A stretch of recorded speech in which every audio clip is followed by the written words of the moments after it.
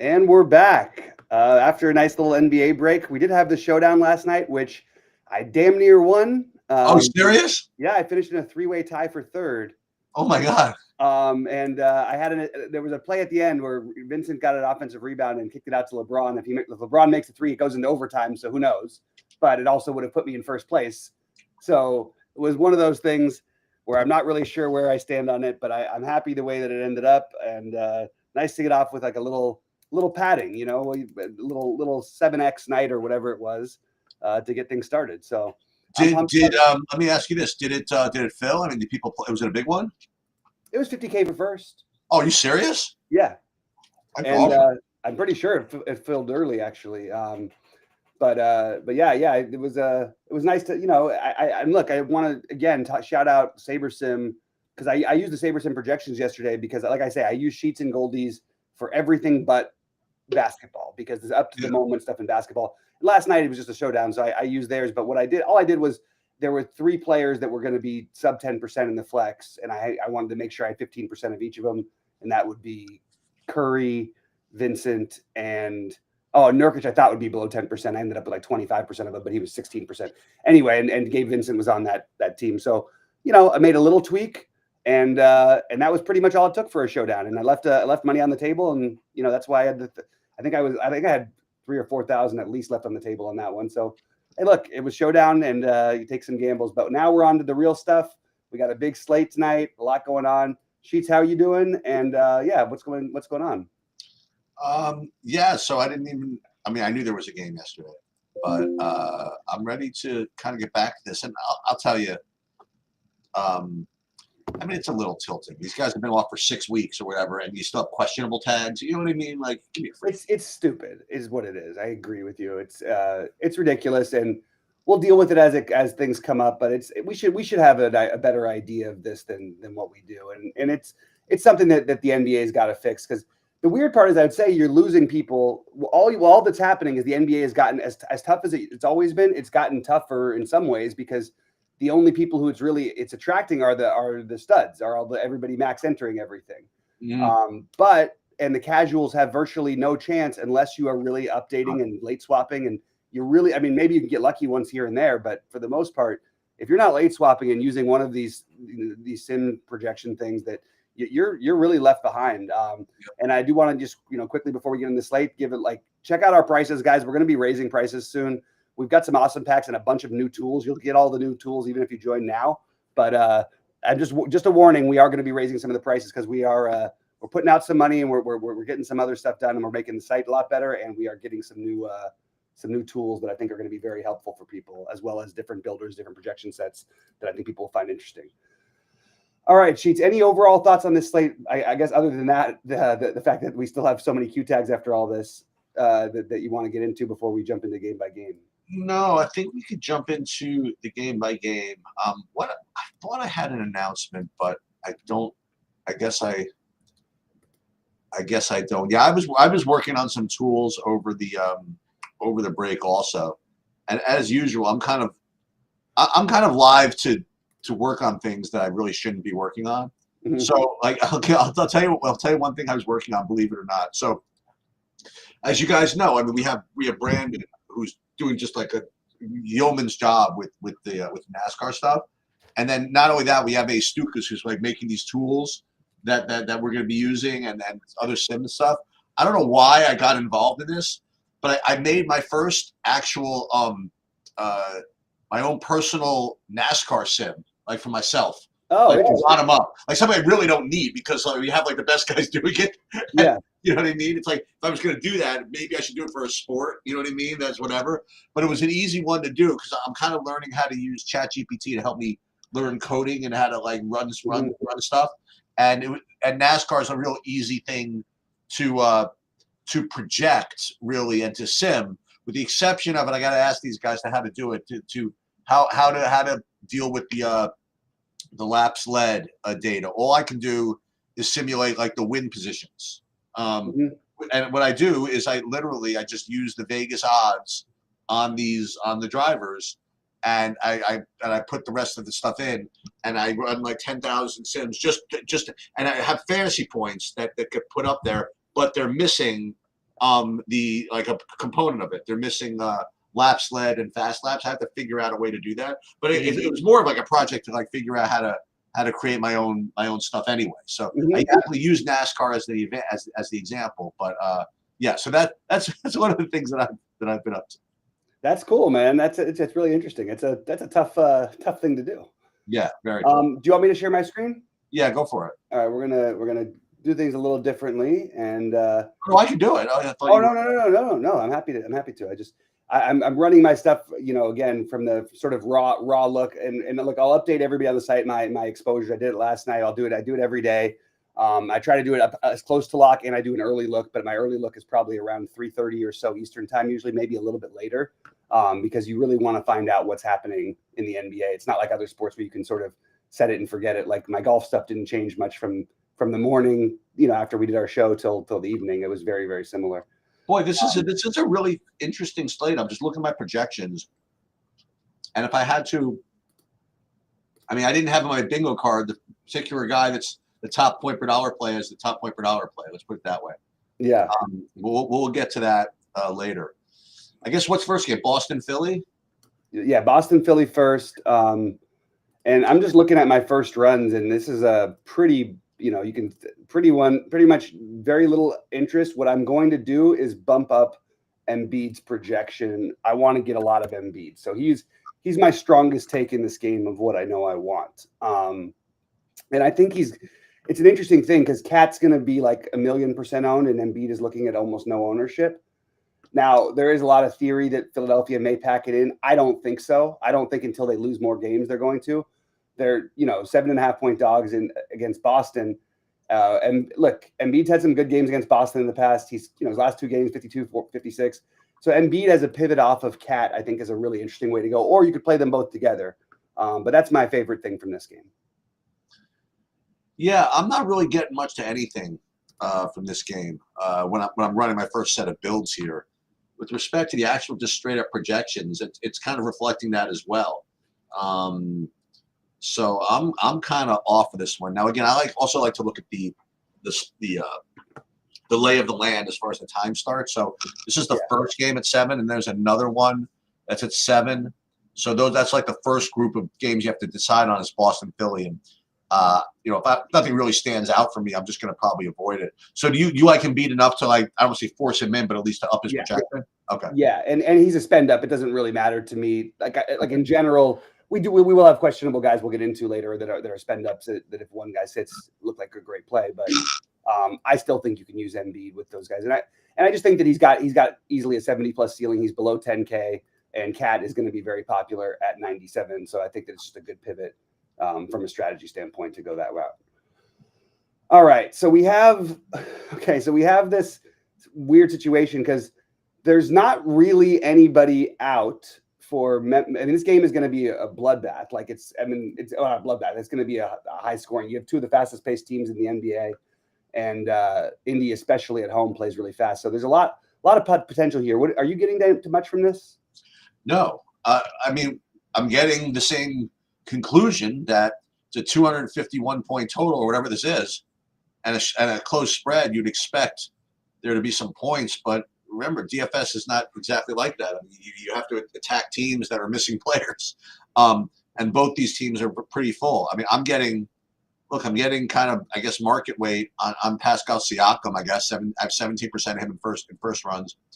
And then I'm getting a little bit of TJ McConnell. But aside from that, like the regular guys for this game, I'm just not getting to, I guess, because there are other games with more mispricings and more, you know what I mean? And more, and more injuries or whatever. Yeah. It's a game where I would want to focus if you're going to do anything. So I'm going to give like a little tiny boost I'll give a boost to Ja. I think that Ja has a ceiling certainly in this type of matchup where that, you might get more than you might get the 36-minute game out of him. If you get 36 minutes out of him against Indiana, I think 50 plus feels very much on the table. So I actually bumped up his projection a little bit. And again, I'm doing all this after I ran my stuff. So I'm going to end up with more of it than what I'm currently getting. I think Ja's actually going to have some ownership, but I think he's a really good play. And I think that both Bane and Jaren Jackson Jr. have ceiling type opportunities in this game. So I'll bump them up a little bit as well. Those are the main ones for me. I think on the other side, it's not going to look incredible, the Halliburton thing, but another spot where I think bumping him up, especially after a little break, and he dealt with a lot of injuries the first half of the year, is probably a good idea.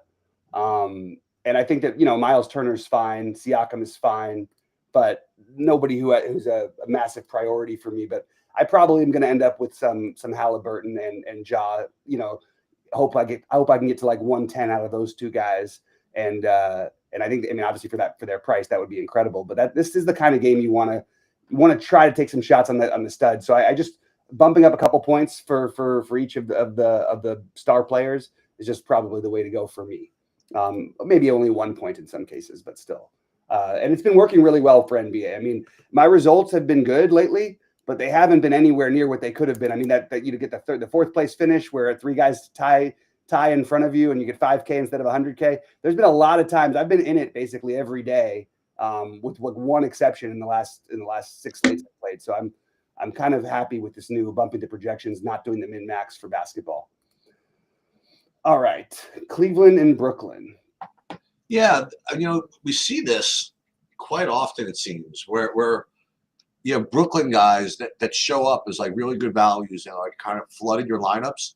And then you look at it, you're like, they got like a 2-point total and they're like 100-point underdog. You know what I mean? Like it's tough. I'm looking right now. Right now, if everything locked and I just like fired what I had, I'm getting like 1,000,000,000% of some of these guys. Like 73% like Cam Johnson, and then like 47% Keon Johnson, not to mention D'Angelo Russell.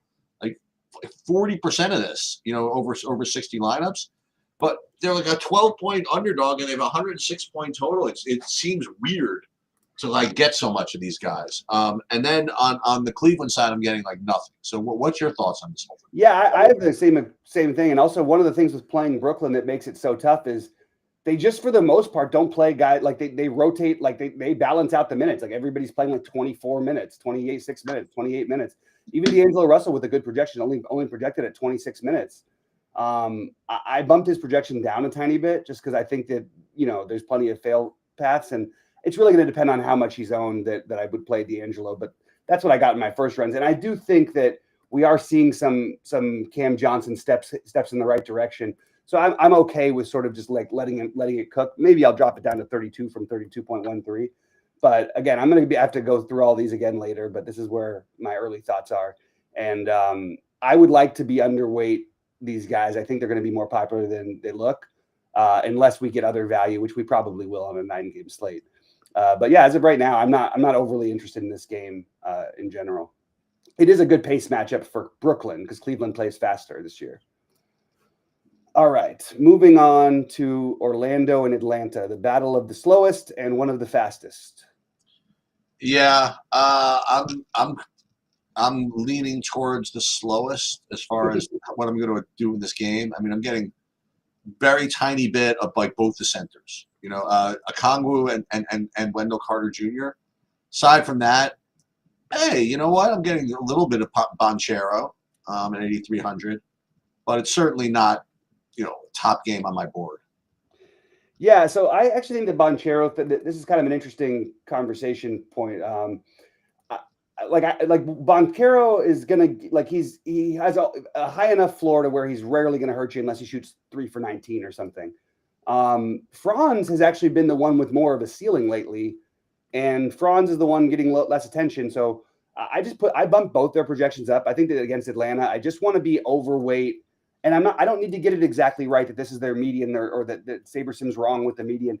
No, I just want to try to be overweight the spots where you can really go nuts, because to win these tournaments, that is what you need to do. So bumping them up a couple points, like a 1 point in Paolo's case, 1.2 points in Franz's case, it's going to allow me to get to a little bit more of them. Those are the main ones for me. You could certainly talk me into either Batatze or Wendell Carter, but I just don't think it's the right slate for it. And then Trey. The usage is great. Trey and LeVert are probably the biggest ones to decide on. I can't figure out this early ownership projection on LeVert being so high, but I also don't entirely disagree with it. And they did let him cook. In his games with his last 2 games with Atlanta, he's put up 51 and 32. He's still 5,300. So I'm kind of content to leave his projections where they are right now. But I do think he may be we may be seeing him turn over a new thing, or we might see him back to his 12 fantasy points or whatever. But I think Trey, Levert, and then as I always mention in matchups I like better, I always try to play Dyson Daniels. He just feels like he gets under projected. I mean, what's his projection again today? He's at 32. Okay, you know the last time he had 32 on January 30th. Other than that, we're talking about like 14. So out of his last 18 games, he's been at below 33 twice. That's a lot. It just seems like he's under projected. Now it's a terrible matchup, wrong slate, but I just want to always point that out about Daniels. He's always a little low projected, not just by Saberson, but across the industry. All right, Chicago at your Knicks. Yeah, so this one is one of a couple of games. I think this is a very easy, not easy, but very, very logical game to stack. Chicago gives up just a freaking ton. I mean, they don't play any defense, and the Knicks put their starters on the court for a zillion minutes. So that's usually a good recipe. And that's one of the reasons why, if not the reason why. I mean, Cat looks really, really popular here. I mean, he looks really good. I mean, he could put up 80 in this game. You know what I mean? Like, he really could. And Jalen Brunson also. Listen, how you make all this work is another story. But I think Cat and Brunson, one of the two, both. I mean, I think this game could blow up. And if you can keep this game close, with Chicago guys, I mean, the guys you want are the normal guys, like Vooch and Kobe White and I guess and Giddey. It's like I think the Knicks guys are going to get there regardless. But God forbid Chicago keeps it close, and instead of getting 39 minutes out of Brunson, you get like 44 or something. Like, you know what I mean? Like, I mean, I think this game is very, very logical to do something like that. But I don't know if maybe that's why some of these guys these value guys are showing up. No, I don't know. I mean, you're gonna have to make these work. We'll get to the big value later with Wemby out. But I think this game is obviously very logical. So Knicks have a 130 point implied total of their own. So I'm not. No one's gonna talk me off of this. Yeah, the issue I have is it's a 12-point spread. I feel like it could have been an 18-point spread and it wouldn't be too much. We just saw the Bulls. I mean, remember those two back-to-back games against the Pistons at home? Yeah, they got just massacred in both of them. Yep. That's the Pistons. This Knicks team at home is pretty good, and they're also especially good at beating up on bad teams.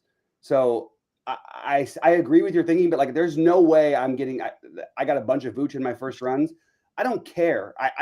He's the one. If he's going to be popular, why don't we just play the other guys for Chicago who would make an impact if we're going to try and stack it, rather than the one who's the most chalky, who you're going to end up getting with on his own. So I actually bumped down Vooch's projection. I think Lonzo is still worth speculating on. I think the minutes are totally up in the air. But if he plays 28 minutes, the Knicks, like I said, they play faster, and he also helps balance out. Like, Chicago will play better with Lonzo. I think bumping up Lonzo makes sense, and I bumped up Kobe White and Giddey just a tiny bit because I would like to get to some of that, as you mentioned, in his stack, or even separately. And then with right now with Josh Hart out, this campaign projection feels. Oh, there we go. Now it's back to normal. Okay.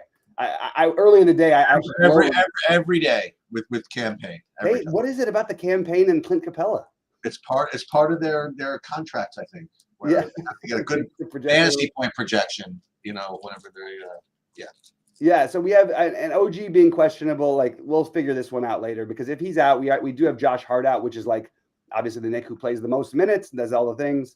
So I think all the Knicks you could argue for maybe giving him a matchup boost, but you don't even need to. This is not going to be real, this campaign ownership. That was just a very early look. I still will get to some, but it's not going to be 80%. I'm going to tell you something else, by the way, about this game. And it sort of goes, I don't want to say in contrast to the way I usually think, but when people put stuff up like Minnesota Vikings are 72-51 against the Green Bay Packers in the last whatever it was, like where 95% of those games have nobody that were on the team. It's like ridiculous, right? And I sometimes joke about when the Yankees were when the A's were playing the Mets last year. Ooh, look at this, revenge for the '73 World Series. Whatever it is. Yeah.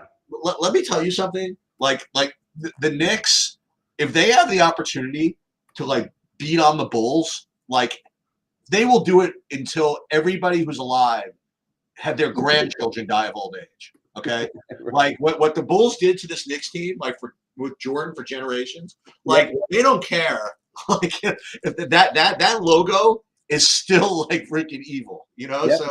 So and that is like it or not, that is a freaking thing. Okay, Mhm. and um, if they're up by 20, those guys are not coming out of the game. I don't know Right. what to tell Right. you.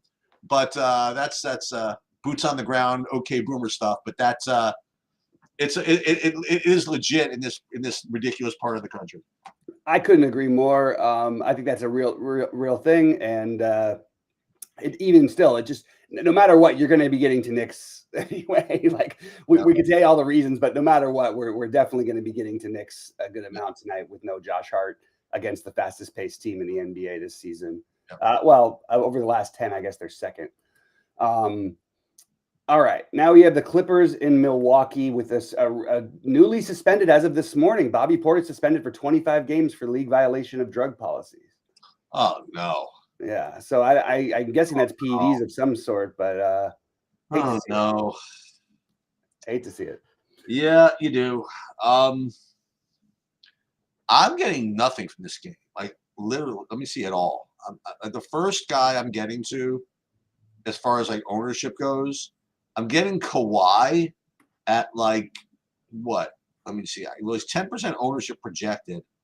I'm getting 10% of it. Like that's my take from this game. Is I'm getting a market weight on one guy, and that's it. Yeah, I'm not gonna probably get to him, but I'm gonna throw out Zubac as a contrarian play for the lottery. I won't get to much of it probably, but I will have some. I also think Harden's projection is maybe a little low. This is a good pace matchup for them, and they're on the road. If the game stays close, these guys all need to play well. So those are the ones I'm sort of messing with. I like the Kawhi. Kawhi, you know what? His projection's fine where it was. 37.7 fantasy. Like I think that's a very reasonable number. I like Zubac a little bit, and I like Harden a little bit. Without Portis, it's almost like there's something should be happening here that's not. And I'm just gonna wait to see if projections have fully like grasped this exactly, because I feel like I guess maybe the answer is just I guess with Giannis back and everybody priced up. All right, I guess there's nobody to get to on Milwaukee, but initially I sort of thought there'd be something I could talk myself into, and really I don't think there is. All right, Charlotte and Denver. Charlotte on the back-to-back after playing in LA, flying to Denver. Basically a no hope. There's no way. I'm betting anything that LaMelo does not play tonight. He's doubtful, and yet the projections have him projected. So it's basically impossible to analyze this one right now. Wouldn't you agree? What do I have for him? I don't see. Did I have I don't know whether I had him. Here's what I did know. I did know I wasn't getting any Jokic today. Partially, I guess, just because the game rates to play 3 quarters, right? Isn't that the story? I mean, not that that's not that he can't get there in 3 quarters. It's happened a lot, but I am seeing. Yeah, I'm getting LaMelo. Yeah, I projected him in for now. You know what I have? I have a dumbass industry projection. I have like a 34 projection. It's like I have a middling projection. Yeah, which is stupid. I also have a Mark Williams middling projection. he's going to be out too, I think. And he's going to be out too. I mean, don't you sort of have to play these guys though? You know what you can go back to? Well, it's a really easy one, I think. You want to try Nurkic again? Absolutely. First of all, I would be playing Nurkic against Jokic if he was like 6K tonight. That's a thing. That's right. I forgot about that. Yeah, the guy. And look, it doesn't mean he outplays him. It means that he at least like believes it. That's all I need. I need belief and motivation. And they used to have battles with a one-on-one. Nurkic was the starting center for those of you guys who don't know for Denver. And then Jokic took the job, and obviously to say he never let it go would be basically was the best player in the NBA from the minute they let him start playing. How the world missed on Jokic, I still can't quite figure it out, but it is what it is. Anyway, Nurkic, I think, is going to end up being the chalk and the best play on the slate if he does start, if Mark Williams is out. Now, it is a back-to-back for them also, and Nurkic he only played 18 minutes. Nurkic has always had kind of cardio issues, but after 18 minutes? Yeah, but this is not a spot. You know what I mean? At Denver's a disaster. I don't think he can play more than 24. That's plenty for me. Yeah, maybe. I mean, we got him at 22 without the Williams thing, and I think that I just don't think he physically can do it. Like I don't know. It's possible. You might be right. But either way, so what's going to end up looking great is if you're going to bet on this game staying even somewhat close, which is very unlikely. I think Miles Bridges, Nick Smith, Nurkic are all going to look really good. Maybe even we'll be talking about Salon, or actually, who we'll be talking about? Elf Payton will be the one we'll be talking about. That's gonna be the one. That's the one, I think. Pretty wild that even with LaMelo, they do the defensive offense substitution. And as usual, I love Jokic. I think that his projection is fine. Everything's fine. It's just there's other plays that are cheaper than him that I like a ton, and I'm worried about this game environment. So I'm probably off of Denver. If I was going to go for, I mean, Westbrook's back too. I just think that it's just too many bodies outside of Jokic. So it would only be Jokic for me. But even that, I'd need more value, and I need to tell myself a story or something about Charlotte keeping it close. So if I played Jokic in my hand builds, I would probably have to force in Miles Bridges on the other side. All right, so you're going to have to talk me through this San Antonio thing. Okay. All right. So first of all, I don't think I'm getting anybody from Phoenix. So with San Antonio, we have Wemby out, and I'm getting, my first runs, I'm getting a ton of the following of Jeremy Sohan, De'Aaron Fox, and Chris Paul. Okay. So I guess I answered my own question. I was going to say, where's the big that we're playing? Because we're supposed to be playing somebody. If he's out, is the idea that Sohan is supposed to be the big? Is that why? Is that taking care of that position, or should there be some other guy we're playing? Because you also have the Bassie out. Is there someone going to be starting at center, for example, that's going to get Wemby stuff, or Sohan enough to get all those rebounds? Well, I think the answer is really about how you picture the Suns playing. Like Nick Richards is a big, but he's not he's a true big, but it's not like you need to try and contend with Nick Richards. So the logical thing, I think, is people will assume that Sohan starts, and that's fine. Don't be surprised if you see like Mamu or Bismack Biyombo or somebody starting that looks really good late. So having some stuff later in the day, it's probably worth being overweight these games because, look, guys who are projected, Bismack Biyombo's projected for 4 fantasy points tonight. If he's starting tonight and it's totally on the table, then he's going to look like one of the best values in the slate, Yeah. Simple as that. And same thing with Mamu, but more so with Bismack Biyombo. So I actually think that this is I'm okay with being overweight, and I'm glad they dropped Chris Paul's projection down a little bit. But I think you're going to end up getting to a bunch of San Antonio. I'll start with Phoenix real quick because I like the Bull play, even if he comes off the bench, although I'm not sure that's what they're going to do.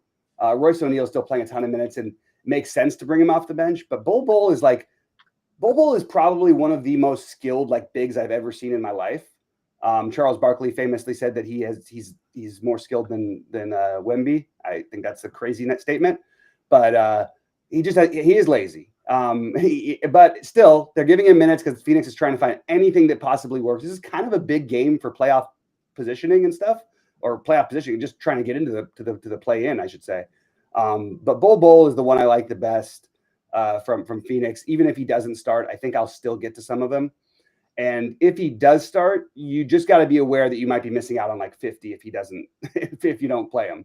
The other one I was kind of interested in is I think Nick Richards' projection's a little bit low. So I'm just going to bump it up just a tiny bit. Nothing's crazy, but nothing that quite makes the priority level where, unless Bradley Beal was out again and they just wanted whatever, but I don't think that's going to happen. I think I'll just play. On the other side, I think that Chris Paul, I got too much of in my first builds because the projection was ridiculous. I still think this projection it's probably fine now without Wemby, but I think Fox is a priority. I actually think this projection is a little low on Fox, to be honest with you. I think we should have a much higher one. I like the Sohan would be my second favorite. I think Vassell would be my third, followed by Chris Paul. I think I like Vassell better. And then I'm probably one of the last Keldon Johnson truther guys. And I think him. So, but I also I'm okay with being overweight this game and just bumping up the projections because whoever does end up playing, and if you end up with like the later, as much of the later stuff as possible, that Biombo or Mamu starting at the minimum cost could end up being like, what wins you a slate. So, and likely we won't know who's starting until right before this game. So it's probably worthwhile to backload to some extent. And that brings us into the final one, the LA and in Portland. Yeah, I'll tell you what I did not have my bingo card, that the Lakers would have both LeBron and Luka and be like only like a 3.5 point favorite against the Blazers. Wow. They the just Blazers lost are real. home to Charlotte. The Blazers are legit. It's like, I don't know. Mm-hmm. So I am not getting too much of this, but there's a couple of guys here. So I right now, again, very early. I mean, I have these middling projections, which are awful, but I'm getting Klingon is okay. Like market weight, maybe a little more market weight, like 15, 17% of him. Anthony Simons, getting some of him. I don't think I played Jeremy Grant in a couple of years. Small amount of him, small amount of Denny. And I right now I'm getting like literally 1% Luka and 1% LeBron. Can you play these guys? You know what I mean? I don't know if they're both going to play. I don't. First of all, I don't think they should be favored in this game. They just lost at home to Charlotte last night. Like, what are we talking about here? And on a back-to-back going to Portland, who has actually been really good. Although without Ayton, they haven't been quite the same. But something's going to happen here, and that's why I don't know. I'm bumping up all these guys' projections. It's not going to be enough to where I even get to them. But I just have a hard time. Like, I'm looking at the standings, and yeah, the Lakers are going to be in a battle for one of the top 5 spots in the West. But is this the game that they need to like play these guys on a traveling back-to-back to start off the second half of the season? Can they? I don't know if they could. I don't know if they want to lose 2 in a row like that. That's the other problem. If they win last night's game, I feel a lot stronger in what I'm saying. I agree with you. But I mean, the truth is they could both play and lose both anyway. And by the way, with all the time LeBron had with the ball last night, maybe they let Luka play a little bit, get comfortable without LeBron for a little bit, Yeah. In which case, imagine if LeBron sits or something. But we'll probably have information on this later in the day. I do think that there's more room for both of them, especially because LeBron sort of took the reins last night. It feels like it'd be more of a Luka game to me for those people who are playing night slates. But I just want to be a little bit higher on these later things. And like Robert Williams, I don't know if he's going to play tonight. I think he's very interesting if he does. I'm actually going to bump that projection up. Actually, no, I don't need to bump it up. That's pretty high. He's actually the highest projected. No, he's not. Let's do that. Let's do that. 23. 23 feels fine because when he plays the normal 20 minutes or whatever. But he's so cheap and he's got so much upside. I really like Klingon. I think this is actually a low projection on Klingon. So Klingon would be my other one. I think we could actually go higher. Let's make him 30 on Klingon. Then you get the other guys. Nothing that's like massively stands out. I think that it would probably be Abdia for me, but mostly it'd be Williams or Klingon. I'd like to get some more in that later game, or at least get some clarity about what's happening. We're not going to know who San Antonio is starting, but I'd like to get some clarity on LeBron and Luka. I just have a feeling that on a back-to-back with travel that you could see someone sitting. Anyway, that's where I'm at. So we'll see. And as I put in the chat, guys, hit the like button. We're doing these videos for free. We really appreciate it. I'll jump over to FanDuel real quick just to see a couple of differences between these things. Let me just go to my thing. I didn't build yet because I was waiting for the morning shoot around stuff. But yeah, Chris Paul is even like, it looks like he makes just as much, if not more sense over there. There's really not a ton of value on FanDuel, but there's a lot of good middling plays. So feels like a nice middling build is the way to go on FanDuel at the moment. I think it's going to be very different later on today. But let's see. Should it be at least fresh after getting ejected last night? Yeah, that's true. Reeves, yeah, there's an argument for that, I guess, for Reeves getting ejected and then he'll be healthy. Like, it's a spot where I could see them sitting somebody. I don't know. If Portland was favored today, or it was a toss-up basically, I think I would assume that one of LeBron or Luka are out. As of right now, I'm just still trying to figure out what I think is going to happen and which one would you even sit if you did sit one. So it's really tricky. But hopefully we get some clarity on that today and they announce they're both probable or something like that, or they're one's questionable and one's probable. Right. You adjust that way or something. But FanDuel, yeah, it's more of a middling build. There's not like a screaming price difference on most of these guys, but as we all know, it's early in the day. We'll be live at 6, and things are definitely subject to change. All right, sounds good. All right, have a good day, everybody. Good luck, Sheets, and let's make some money today, everybody. I'll see you guys at